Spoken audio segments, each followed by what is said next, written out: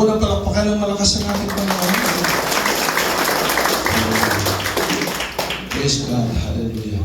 Alam po ninyo mga minamahal na dati-rati po ang ating po mga buhay ay parang ipa na ito po ay lumilipat-lipat sa hangin na wala pong direksyon. Ang iba po sa atin mga minamahal, lipos ng karamdaman, lipos ng problema, at puno-puno po ng mga bisyo. Sabagay po sa kahabagan ng ating pinakamamahal na Panginoon Jesucristo, tayo po mga minamahal ay pinagpala. Tayo tinawag ng Diyos, at tayo po ay nakinig sa tawag ng Panginoon. At tayo po ay pumunta po rito at tinanggap ang ating Panginoon Jesucristo bilang Diyos at Hari at Panginoon ng ating buhay. At tayo na nampalataya sa finished works ng ating mahal na Panginoon. Dahil mga minamahal sa ganang atin, hindi po natin kayang iligtas ang ating po mga sarili. Amen po ba? Hindi natin kayang iligtas ang ating po mga kaluluwa. Hindi sa ating mga mabubuting gawa. Ang sabi nga po ng Ephesians chapter 2, verse 8 and 9 and 10, kapatid. Ano po sabi po doon? For by grace you have been saved. Sa magitan ng biyaya ng Panginoon, tayo po ay iniligtas na po ng Panginoon. Amen. Ang sabi po niya kapatid, nung nasa ibabaw ng krus kapatid, ang sabi po niya, it is finished. Tinapos na po ng ating Panginoon. All we have to do now is to accept, is to believe, mga minamahal, kung ano ang ginawa ng ating Panginoong Jesucristo.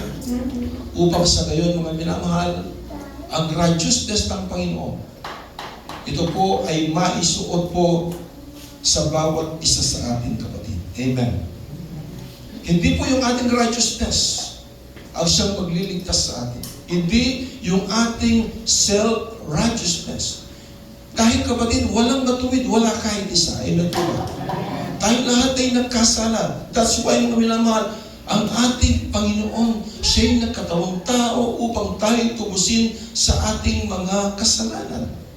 Dahil mga minamahal, wala pong nakagawa sa mga utos ng ating Panginoon. Amen po ba? Wala kapatid, hindi lamang po 10 commandments ang nasa Old Testament. Bagkus kapatid, ang mga kautusan ng Panginoon, more than 400 laws kapatid. Mahigit na 400 na mga kautusan ng ating Panginoon, minamahal, na hindi po natin ito nagawang perpekto. Kaya sabi ng Biblia kapatid, isa lamang po doon ang hindi mo nagawa, you are guilty of all. So ibig sabihin kapatid, wala talagang maliligtas. Amen?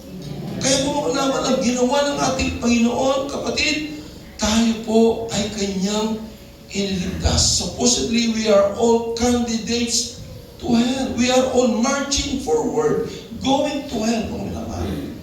But our trip to hell has been canceled because of the mercy of our Lord Jesus Christ. Amen? Palakpakan po natin ang Panginoon. At nung tanggapin po natin ang ating Panginoong Jesucristo bilang Diyos, Hari ng ating buhay, tayo sumampalataya sa Kanya, mga minamahal. Ngayon po kapatid, tayo po ngayon ay pag-aari na po ng ating Panginoon. I repeat, tayo po ay pag-aari na po ngayon ng ating Panginoon. Kung ating babasahin kapatid, dito po sa Ephesians chapter 1 verse 13 up to 14 kapatid, ang sabi po dito mga minamahal, sa Kanya kayo rin naman na nakarinig ng salita ng katotohanan, ang ebanghelyo ng inyong kaligtasan, at kayo, tayo po yun, at kayo na sumampalataya sa Kanya ay tinatakan ng ipinangakong Espiritu Santo. Tayo po'y minakahan kapatid, tayo siniliyuhan. Ang sabi po dito 14, siya ang katibayan ng ating mana hanggang sa ikatutubos ng pag-aari sa ikapupuri ng kanyang kaluwalhatian. Palakpakan po natin ang Panginoon. Sabi ko ng English brother yun, at sabi po ito kapatid, in also, when you heard the word of truth, the gospel of your salvation, and believe in Him. Believe. Mayroong letter D sa ulihan, kapatid. Kapag mayroong ganun, kapatid, it is past tense. Kapag ikaw ay nampalataya, kapag ikaw ay naniwala, mga minamahal, sa Kanya, ang sabi ko ito, we're sealed with the promise, Holy Spirit. Mga minamahal, amen. You were marked in Him with a seal. Tayo po ay siniluhan kapag minarkahan ka, kapatid, hallelujah. Ano po ba ang meaning ng mark with a seal? Number one, ownership, kapatid. Tayo po ay pag-aari na po ng Diyos ngayon, mga minamahal. Amen. Tayo po ay pag-aari. Ownership. You belong to someone. Dati-dati pag-aari tayo ng Diablo. Amen. Dahil ginagawa natin, kapatid, yung labag sa kalooban po at kautusan ng Panginoon. Of course, kapag ginagawa mo yun, sino ang iyong master? Yung master mo, kapatid, hindi ang ating Panginoon. But because ginagawa mo yung gusto ng Diablo, yung mga makasanglibutang gawain, kapatid. Ibig sabihin, ang master mo noon ay ang Diablo. But ngayon, kapatid, considering that tinanggap mo ang ating Panginoong Jesucristo at sumampalataya ka sa Kanya, ikaw na ngayon ay nilagyang marka ng Panginoon bilang Kanyang pag-aari, kapatid. Amen! Everybody say, praise the Lord! And number two, na meaning po ng mark, kapatid, security. Ikaw ngayon ay secured na. You are now protected and guaranteed, kapatid. Amen! Meron ka ng protection, kapatid. Protektado ka na ng Panginoon at mayroon ka ng garantiya, kapatid, na ikaw ay magmamana ng buhay na walang dahil ikaw ay tinatakan, ikaw ay minarkahan ka ng ating Panginoon. Amen? And number three, na meaning ng mark, authenticity. Ano ibig sabihin nun? Ito, ikaw ay genuine and approved, kapatid. Genuine and approved. Hindi ba kapag meron kang mga papeles, punta ka ng Amerika, kinakailangan ang mga papeles mo ay kailangan authenticated, ang sabi ko nila. Ibig sabihin, kinakailangan ito'y genuine. Amen? So, ibig sabihin, kapatid, kapag ikaw ay mirakahan na ng Santong Espiritu ng ating Panginoon, ikaw ngayon ay genuine Christian na. Amen po ba? Amen. Hindi yung mga minamahal na parang hindi tunay na Kristiyano. Kasi sabi ng Biblia, kapatid, meron pong talagang tupa at meron mga kambing. Amen. Kaya po mga minamahal, napakalaga po, kapatid, na kapag ikaw ay naglipos sa Diyos at tumanggap ka at pinansin ng palataya ng Panginoon, ito'y nagbubuhat sa puso mo. Amen. Hindi po sa bibig mo, kapatid. Ganyan kahalaga. At yan ang kahulugan po ng mark, kapatid. Amen?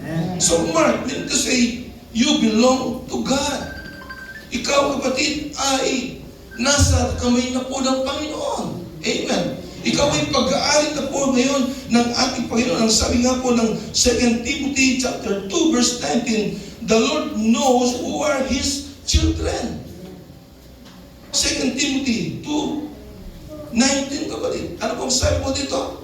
Ngunit ang matibay na saligan ng Diyos ay nananatiling matatag na may tatak na ganito. Kilala ng Panginoon ng mga Kanya at lumayo kayo sa kalikuan ang bawat tumatawag sa pangalan ng Panginoon. Palakpakan po natin Panginoon. Sa wiyong English, hallelujah. Ano pong sabi ko dito? But God's firm foundation stands bearing this seal. Seal, kapatid, yung selyo. The Lord, ang ating Panginoon, knows, alam po niya, at kilala po niya, knows those who are His, and let everyone who names the name of the Lord depart from iniquity. Mga minamahal yan po, kilala ka ng ating Panginoon, kilala ng Diyos. Kaya ito po yung ating dapat ipasalamat sa ating Panginoon. Kasi, kapatid, dito po sa Biblia, kung ating pong mababasa sa Matthew chapter 7 verse 21 up to 23, ang sabi po dito, hindi lahat ng tumatawag sa akin, Panginoon, Panginoon, ay papasok ng langit. Hindi lahat. So, ibig sabihin kapatid, hindi ba dito lang sa bansang Pilipinas, more than 600 religions. Dito lang sa Pilipinas. And 7,000 religions all over the world, kapatid. Of course, sila tumatawag sa Diyos na kanilang kinikilala. Amen. Pero sabi ng Biblia, mga minap, hindi lahat ng tumatawag sa akin, Panginoon, Panginoon, ay papasok ng kaharian ng langit. 22, kapatid, ano pong sabi po dito, mga minamahal? At saan ngayon ay marami ang nagsasabi sa akin, Panginoon, Panginoon, hindi baga na propesya kami sa iyong pangalan? At nagpalayas ng mga demonyo sa iyong pangalan? At sa iyong pangalan ay gumawa kami ng maraming gawang makapangyarihan? Yan po, ipinagmamalaki po nila, kapatid, yung kanilang ginagawa, na sila'y nangaral, na sila'y nagpropesiya sa pangalan ng ating Panginoong Jesucristo. Sila'y gumawa ng kababalaghan, sila ay nag-lay hands, kapatid, at sila'y nagpagaling sa pangalan ng ating Panginoon. Pero take note, ano ang mapapasin mo rito? Kanilang ikinakatwiran ang kanilang mga gawang mabubuti. Ang kanilang mga ginawa sa gawain ng Panginoon, kanilang ikinakatwiran sa ating Panginoon. Hindi baga kaming Panginoon ay nagpalayas ng mga demonyo sa iyong pangalan.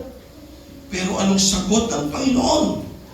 Ang sagot ng Panginoon, at kung magkagayon ay ipapahayag ko sa kanila, hindi ko kayo nakikilala kailanman.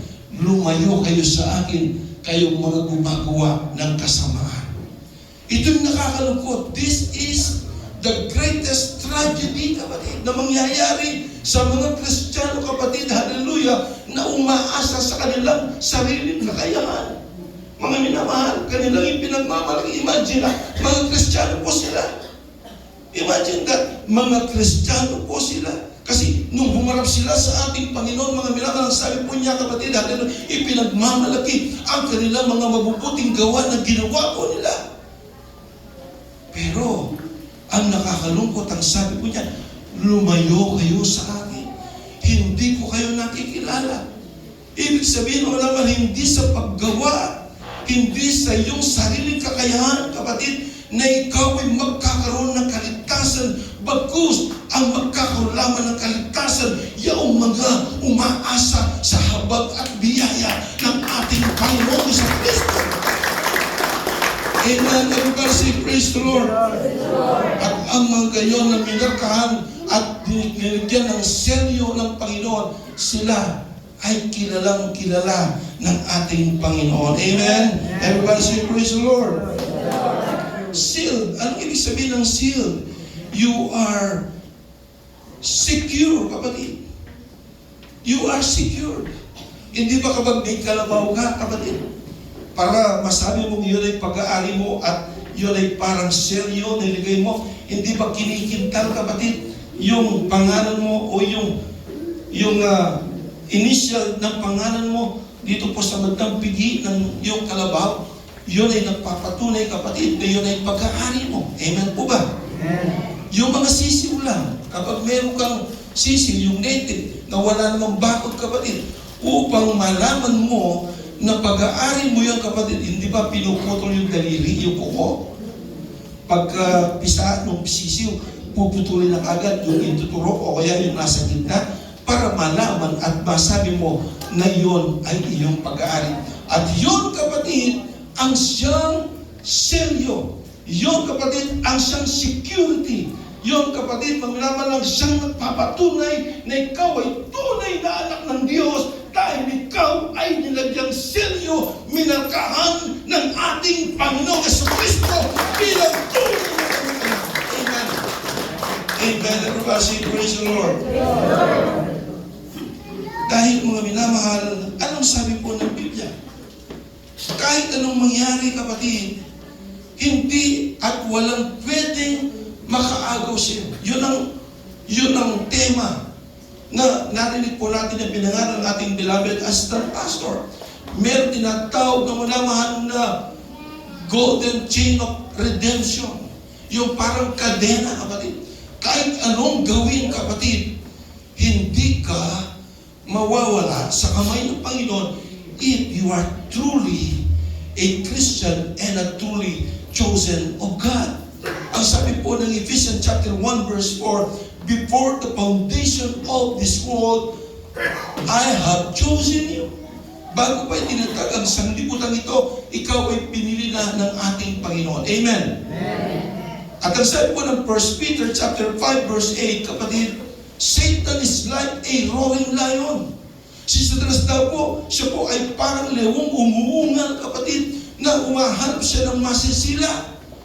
Umahanap siya. Gusto ng diablo ito, kapatid, na hilahin kang muli mula sa kamay ng ating Panginoong Jesucristo. Gusto ng diablo ito na ikaw ay manumbalik sa makasanglibutang gawain, kapatid. Hallelujah. Yun ang gawa ng diablo. At ano po kung sabi ng John chapter 10 verse 10, for Satan comes to steal, to kill, and to destroy. Si Satanas daw po, kapatid, siya ay naparito upang magnakaw, mangwasak, at upang pumatay, kapatid.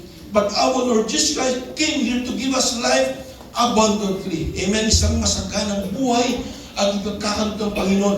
Hindi buhay, kapatid, na pangmaterial, bagkus ito'y buhay sa espiritual na pagpapalain ka ng Panginoon. Amen. Amen. Walang ginawa ang diablo kundi wasakin ang iyong pananampalataya. Mula nang ikaw ay tumanggap sa Panginoon, gigil na gigil sa iyo ang diablo, kapatid. Gigil na gigil ang diablo na mawala kang muli sa kamay ng ating Panginoon. Pero ito ang pangangaral, kapatid. John chapter 10 verse 28. Anong sabi po ng ating Panginoon Jesucristo? Ito po, kapatid, sila'y binibigyan ko ng buhay na walang hanggan. Amen? Palakpakan po natin ang Panginoon.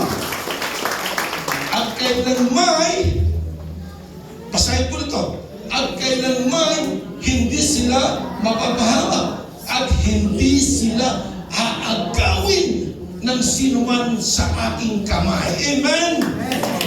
Sabi ko, Diyos Padre Leon, ano itong sabi po dito, mga minamahal kapatid, I give them eternal life and they will never perish and no one will snatch. Alam po niyo yung snatch, kapatid? Hindi ba yung mga snatcher, gawin yung hikaw mo, kaya yung kwintas mo, kapatid? Lalo na kung genuine na ginto yan, mga minamahal, gawin yun ang gusto ng Diyan. Pero, kapatid, kapag ikaw ay nasa kamay ng ating Panginoong Jesucristo, no one, kahit si Satanas man, kapatid, hindi kaya snatch. No one will snatch them out of my hand. Yan ang sabi ng Panginoon. Amen? Bagamat sinabi ng Biblia, kapatid, that Satan is like a roaring lion. Umahanap na kanyang masisila, mga minamahal. Pero nangako ang Panginoon kapag ikaw ay tunay na anak ng Diyos, tumanggap sa ating Panginoong Jesucristo, mga minamahal, kahit anong gawin ng diablo, kapatid, minsan madarapa ka, minsan manlalamig ka, pero kailanman hindi ka pwedeng agawin ng sinuman mula sa kamay ng ating Panginoong Jesucristo. Everybody say, praise the Lord. Isaiah 49 verses 15 up to 16. Mga minamahal, ito ang siyang patunay sa sinasabi po natin. Basahin po natin, kapatid. Ang ina na nagpasuso sa kanyang anak, pwedeng kalimutan ang kanyang anak na galing sa kanya. Pwede niya itong itakwil. Pwede niya kalimutan na ito ay kanyang naging anak. Pero kailanman ang ating Panginoon hindi kanya malilimutan. Amen. Basahin po natin, kapatid, malilimutan ba ng babae ang kanyang batang pasusuhin na siya'y hindi mahabag sa anak ng kanyang sinapupunan? Oo, ang sabi po ng Biblia, ang mga ito'y makakalimot. Ngunit, ang sabi ng Panginoon, hindi kita malilimutan. Palakpakan po natin ang Panginoon. Hallelujah! Palakpakan po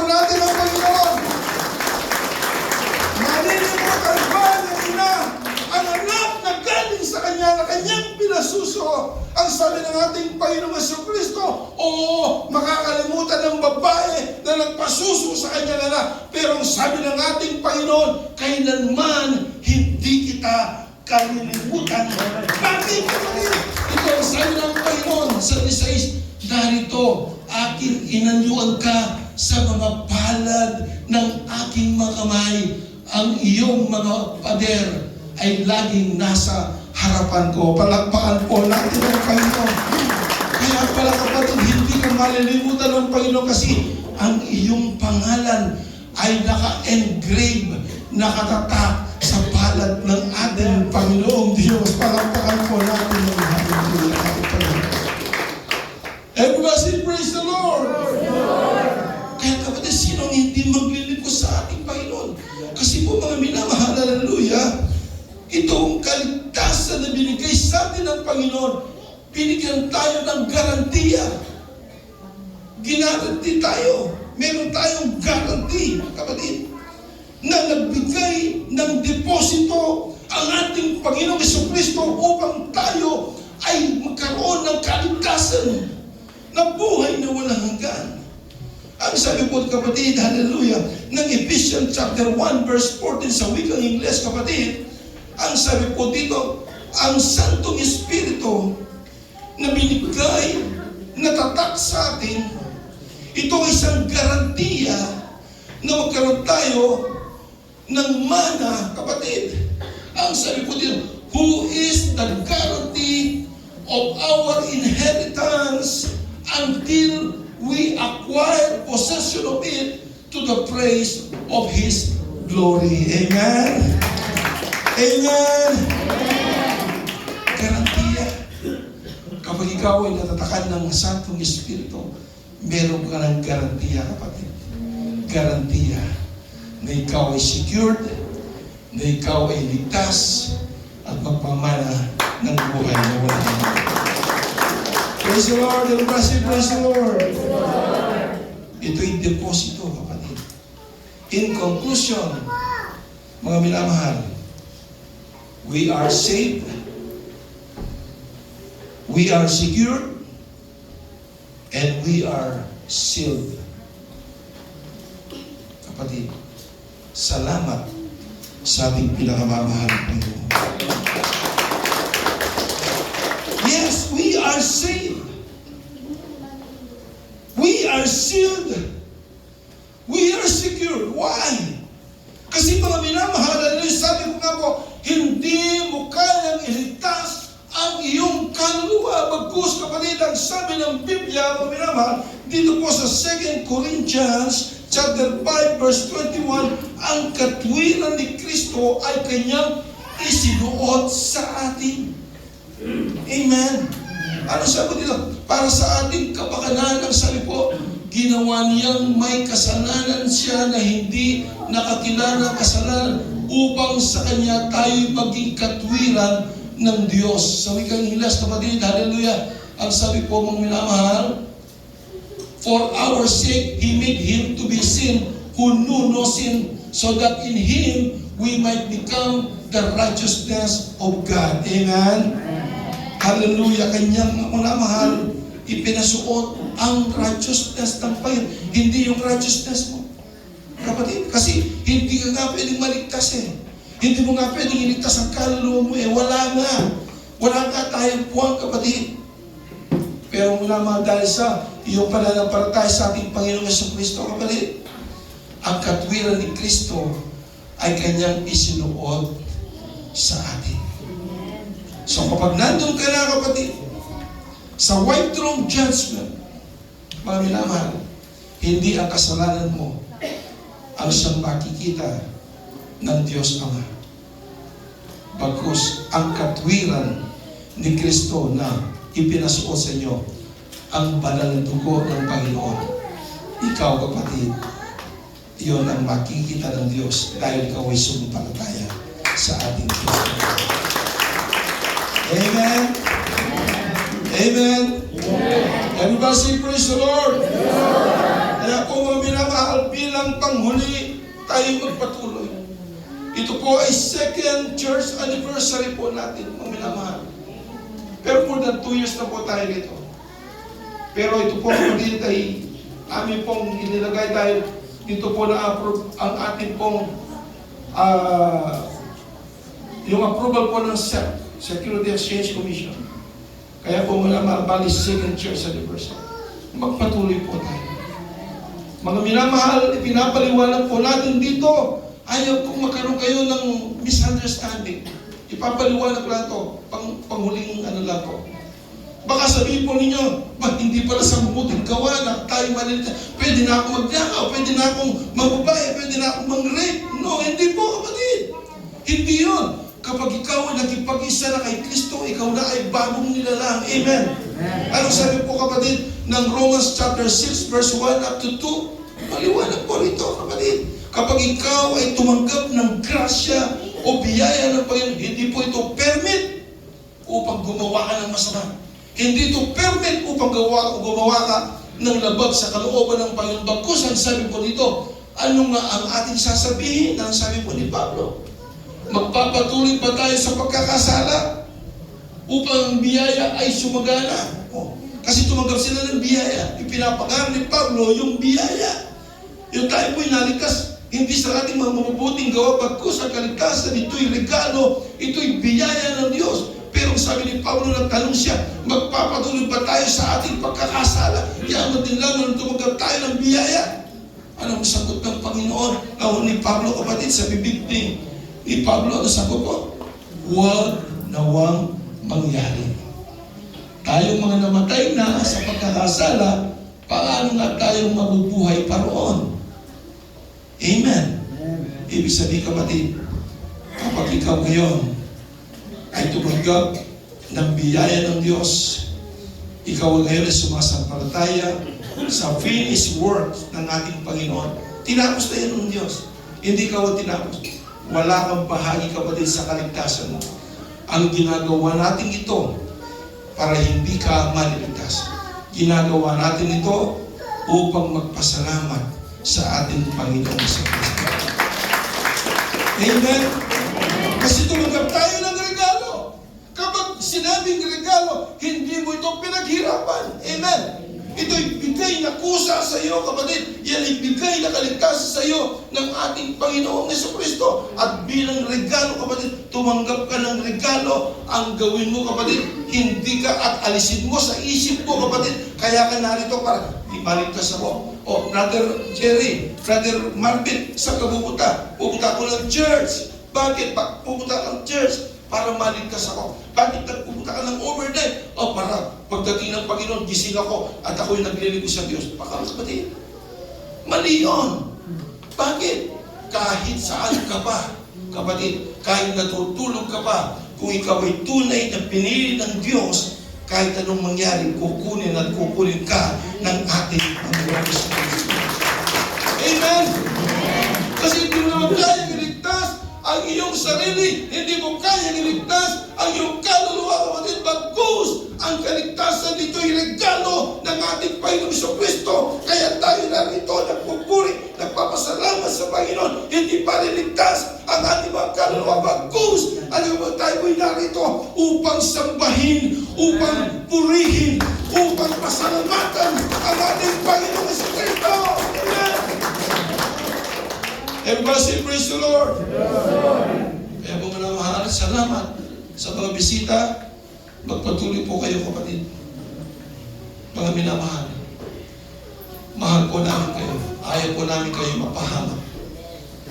Mga minamahal, paglingkuran ninyo at sa pagtayanan ninyo ang ginawa ng ating Panginoon sa Kristo. Amen?